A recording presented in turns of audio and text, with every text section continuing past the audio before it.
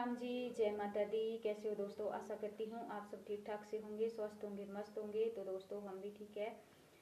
तो जो हमारी बेटी सिया का मर्डर हुआ था सरकाघाट से, सिया गुलेरिया का जो आरोपी था पुलिस हिरासत में, तो उसने अपनी माँ के सामने गुनाह कबूल कर लिया है। और उसने बोला कि माँ ने बोला कि मेरे से बहस करके घर से निकला था, बीड़ी के लिए पैसे मांग रहा था तो मैंने नहीं दिए। कई बार माँ बाप के पास होते भी नहीं है क्योंकि वो भी गरीबी परिवार के है, तो माँ ने नहीं दिए होगे। और वो द्राट रखता था अपने पास क्योंकि वो भांग के पत्ते भी लाता था, उनको भी बैठ के हाथ से मरोड़ता था और बोलते पेड़ों की छंटाई भी करता होगा, लकड़ियाँ काटता होना। तो इसलिए द्राट उसके हाथ में था और वो निकला जैसे ही घर से माँ से बहस करके। तो रास्ते में उसी रास्ते से जा रहा था, सामने से सिया आई क्योंकि वो बेचारी कॉलेज जा रही थी। तो उसको क्या पता था कि ये मेरा काल बन के आया है, नहीं तो बेचारी आगे पीछे हो जाती। तो जैसे वो उसको गुस्सा था क्योंकि वो अंदर से ना मेंटली था, नशे में था और वो मेंटली था। तो उसने उसके ऊपर वार कर दिया और उसको बचाव के लिए मौका भी नहीं दिया और एक मारा होगा। वो चीखने लगी, उसने फटाफट उसके 6-7 मारे और जब वो डेड हो गई तो जैसे ही कोई किसी ने देखा होगा, तो जैसे ही सामने से किसी ने देखा तो वो भाग गया।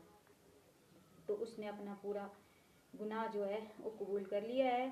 तो अब सरकार को चाहिए कि उस हत्यारे को फांसी की सजा दे दे, क्योंकि उसकी तरह ऐसे कई है 36-36, 40-40 साल के कई है ऐसे जो माँ बाप के सिर के ऊपर है, माँ बाप को टॉर्चर करते हैं।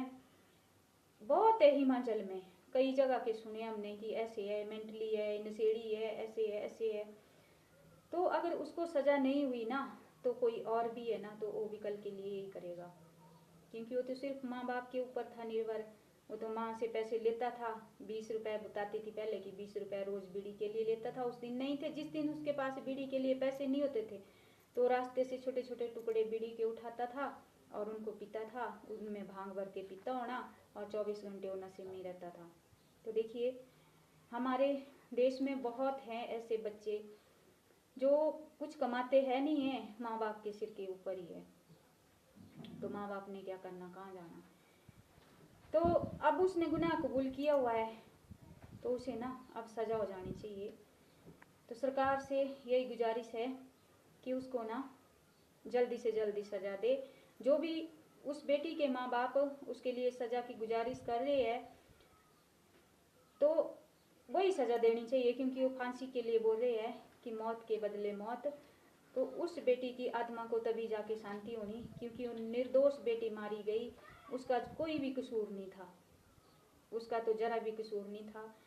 और होनहार बच्ची थी, वो अपने पापा को बोलती थी कि पापा मैं ना नौकरी करूंगी और आपका बेटा बन के दिखाऊंगी, आपका साथ दूंगी। क्योंकि आजकल के दौर में बेटियां बेटों से कम नहीं है, बेटियां भी बेटों की तरह है। तो जिस बाप के 4 बेटियां थी उसने अपनी चारों बेटियों की परवरिश की। घर नहीं है रहने के लिए, बहुत ही गरीब परिवार है, तो उनकी पुकार सुनी जाए तभी उनको शांति आनी और उस बेटी की आत्मा को भी तभी शांति मिलनी।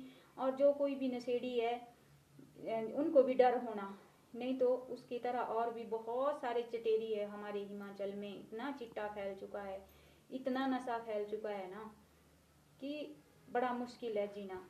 तो उनको भी डर होगा और ऐसा अभियान चलाती सरकार की चिट्टा तो चिट्टा है, तो शराब के ठेके भी बंद होने चाहिए, क्योंकि घर उजड़ गए सबके, बुरे हाल है। रोटी खाने को होती नहीं है लोगों के पास और चले होते हैं शराब पीने। तो परिवार के परिवार इस नशे ने ना तबाह कर दिए। तो जी बस इतना ही बोलना था। तो प्लीज़ आप कमेंट में बताना कि आप सबकी क्या राय है। तो ठीक है जी, राधे राधे।